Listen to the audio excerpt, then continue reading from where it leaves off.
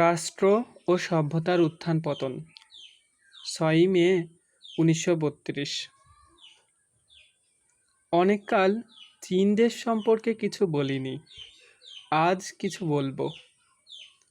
প্রতীচ্যে যখন রোম সাম্রাজ্যের অধঃপতন ঘটছে এবং গুপ্ত সম্রাটদের কালে ভারতের জাতীয় জাগরণের আভাস পাওয়া যাচ্ছে, তখন চীনের অবস্থাটা কীরকম ছিল পর্যালোচনা করে দেখা যাক। রোম সাম্রাজ্যের উত্থান কিংবা পতনে চীনের কিছু এসে যায়নি, কেননা দুদেশের মধ্যে দূরত্ব অনেক। মধ্য এশিয়ার জাতিসমূহকে চীন সাম্রাজ্য তাড়িয়ে দিয়েছিল, সে কথা তোমাকে পূর্বে বলেছি।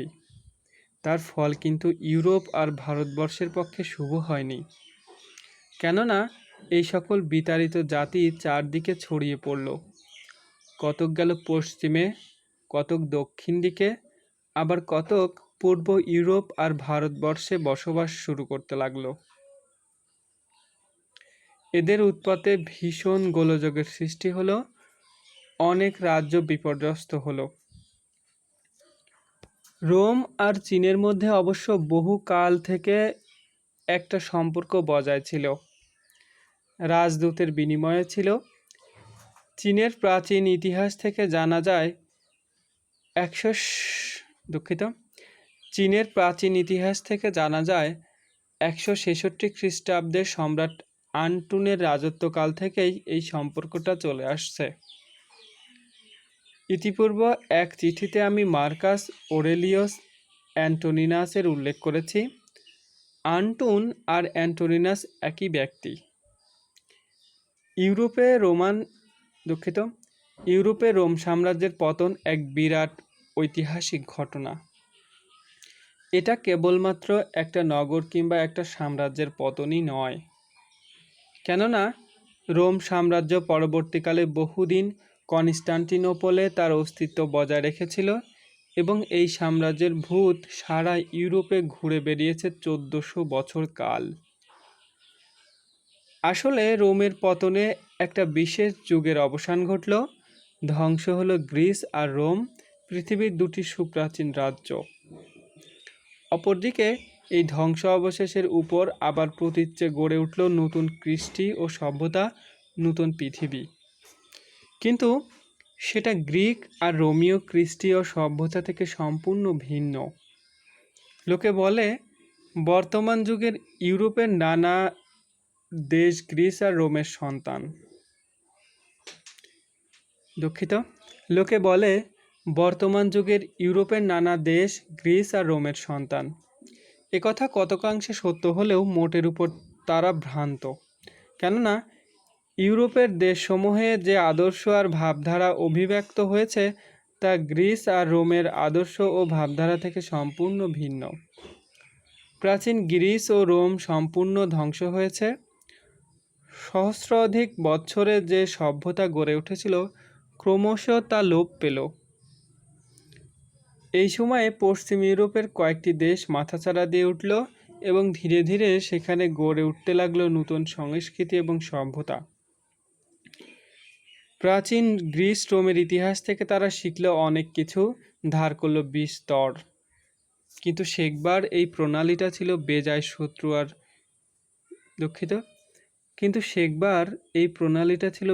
শক্ত আর শ্রমসাধ্য। তাই কয়েক শতাব্দী কাল ইউরোপের কৃষ্টি ও সভ্যতা যেন ঘুমে আচ্ছন্ন ছিল, কেবল অজ্ঞতা আর গোঁড়ামি।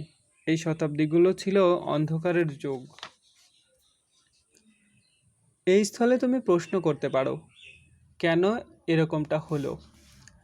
পৃথিবীর উন্নতি না হয়ে অবনতি হবে কেন? আর কেনই বা যুগ যুগান্তরের শ্রমলব্ধ জ্ঞান সহসা হবে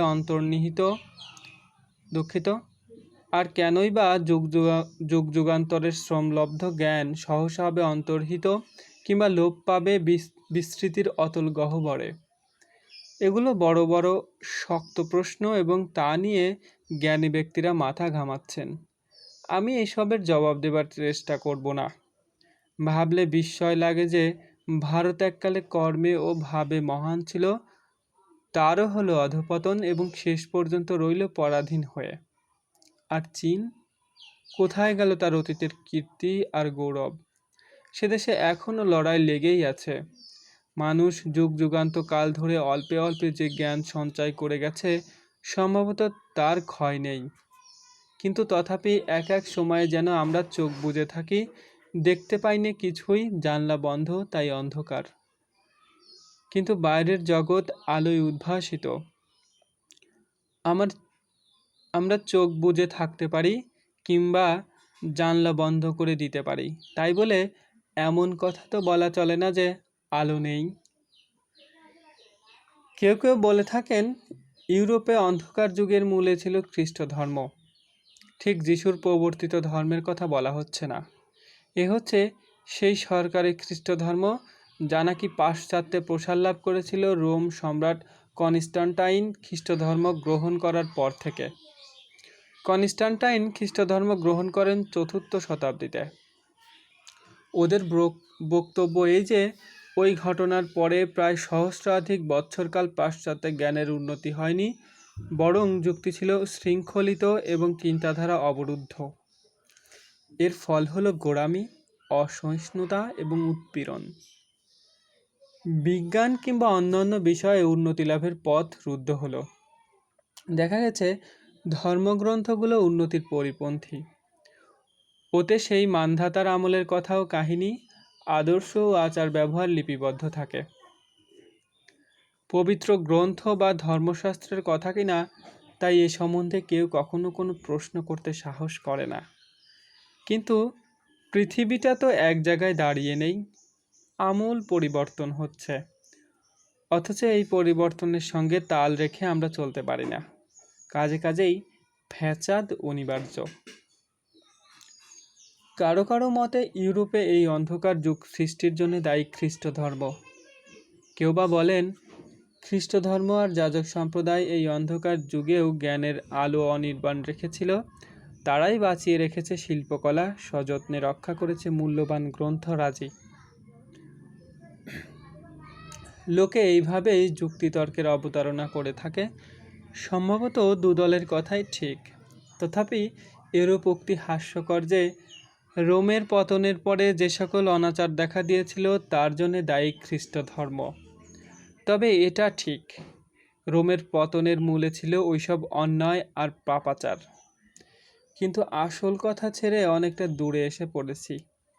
আমি তোমাকে এই বলতে চাই যে ইউরোপে যেমন হঠাৎ একটা বিরাট পরিবর্তন ঘটল, সমাজে বাঁধন পড়ল খসে, দুঃখিত,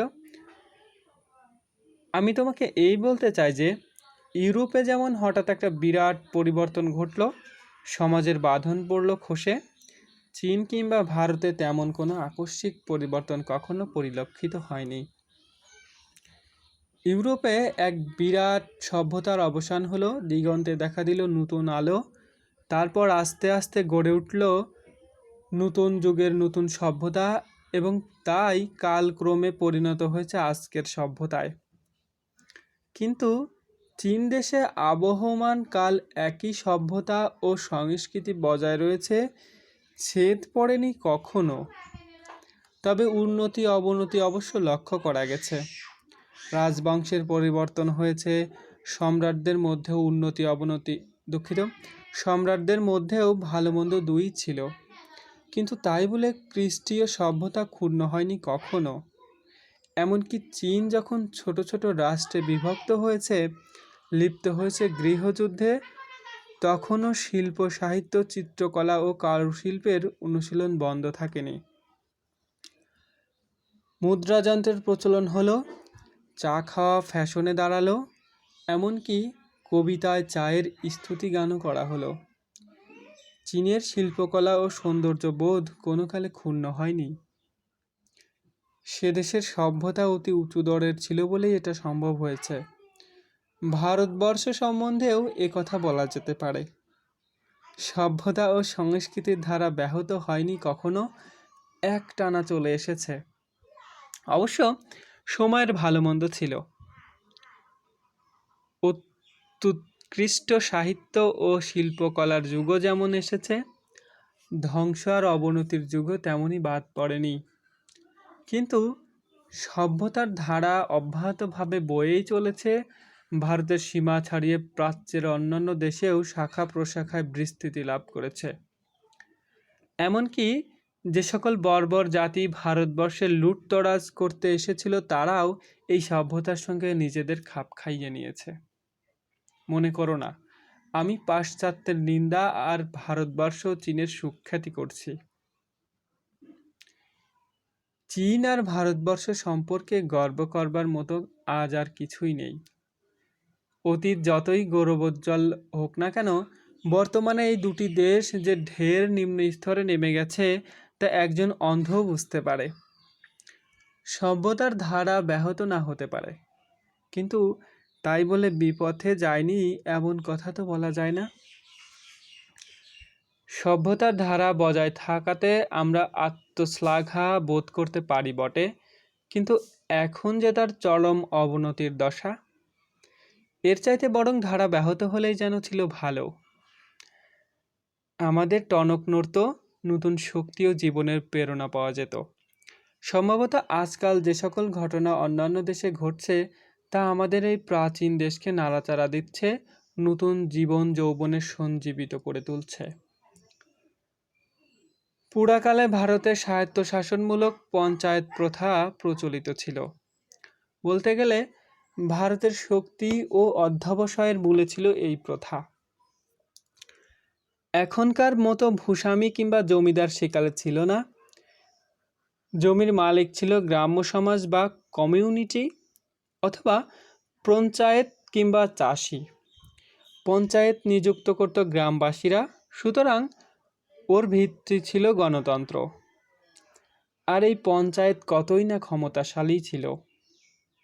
কত রাজা মহারাজা এলো আর গেল, পরস্পর যুদ্ধ বিগ্রহ করল, কিন্তু গ্রাম পঞ্চায়েত প্রথার কেশাগ্রও কেউ স্পর্শ করতে পারল না, কিংবা তার স্বাধীনতাও হরণ করল না। দুঃখিত তাই সাম্রাজ্যের পরিবর্তন হলেও গ্রাম্য সমাজ ব্যবস্থা প্রায় অক্ষুণ্ণই থেকে গেল। বহিঃশত্রুর আক্রমণ, যুদ্ধ বিগ্রহ, শাসক পরিবর্তন ভারতে খুব বেশি হয়েছে বটে, কিন্তু দেশের লোক তাতে বড় একটা বিচলিত হয়নি। মাথা না ঘামিয়ে তারা তাদের কাজ করে গেছে। মাথা না ঘামিয়ে তারা তাদের কাজ করে গেছে। বর্ণপ্রথা অনেককাল যাবৎ ভারতের সমাজ ব্যবস্থাকে নিয়ন্ত্রিত করেছে, দীর্ঘিত করেছে। আগে শ্রেণীবিভাগ কিন্তু এতটা কঠোর ছিল না। জন্ম কখনো বর্ণ নির্ধারণ করত না। এই প্রথা হাজার হাজার বছর ধরে ভারতের জীবনযাত্রা সুনিয়ন্ত্রিত করেছে, কোনো পরিবর্তন বা উন্নতির পথ রুদ্ধ করেনি। আর ধর্ম ও জীবন আদর্শ সম্বন্ধে ভারতবর্ষ চিরকালই সহিষ্ণু এবং পরিবর্তনশীল।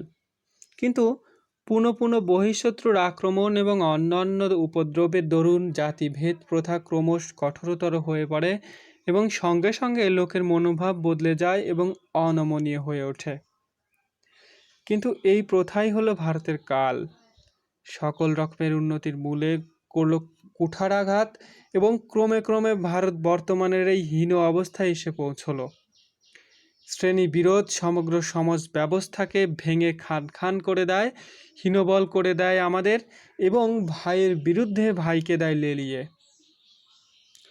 অতীতে বর্ণপ্রথা ভারতের সমাজ ব্যবস্থাকে দৃঢ় ভিত্তিতে স্থাপন করেছিল বটে, কিন্তু ধ্বংসের বীজও নিহিত ছিল ওতে। সাম্য ও ন্যায়ের উপরে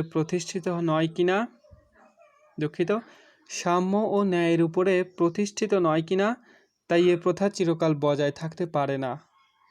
কোনো সমাজ সাম্য এবং অন্যায়কে ভিত্তি করে কিংবা এক শ্রেণী আর এক শ্রেণীর উপর জুলুম করে টিকে থাকতে পারে না। আজও এই অন্যায় জুলুম চলছে, একদল অন্য দলের স্বার্থে আঘাত হানছে, তাই তো সারা পৃথিবী জুড়ে এত অশান্তি আর হাঙ্গামা। তবে সুখের বিষয় এই যে সর্বত্রই লোকে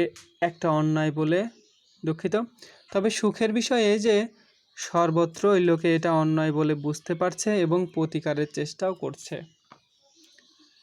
ভারতের মতো চীন দেশেও সমাজ ব্যবস্থার মূলে ছিল গ্রাম। সমাজে ক্ষমতা ছিল যত চাষি আর কৃষিজীবীদের হাতে। সে দেশেও বড় জমিদার বলতে কেউ ছিল না। দুঃখিত, সে দেশেও বড় জমিদার বলতে কেউ ছিল না।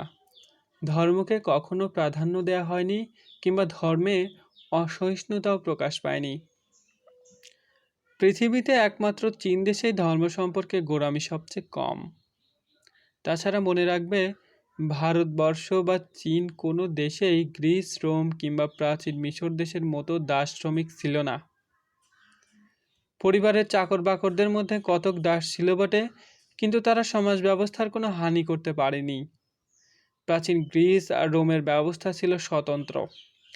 ছিল অসংখ্য দাস এবং তারা সমাজের অঙ্গীভূত হয়ে গিয়েছিল। সমস্ত শ্রমসাধ্য কাজ নির্ভর করত তাদের উপরে। আর দাস শ্রমিক না থাকলে তো মিশরে পিরামিডগুলো তৈরি হতো না। বলতে শুরু করেছিলাম চীনের কাহিনী, কিন্তু দেখো কোথায় এসে পড়েছি। আমার প্রায়ই এরকমটা হচ্ছে, নয়? আচ্ছা, এরপরে শুধু চীনের কথাই বলবো। ধন্যবাদ। আজকের চিঠি পর্ব থেকে বিদায় নিচ্ছি আমি, মোহাম্মদ আসাদ। শুভকামনা।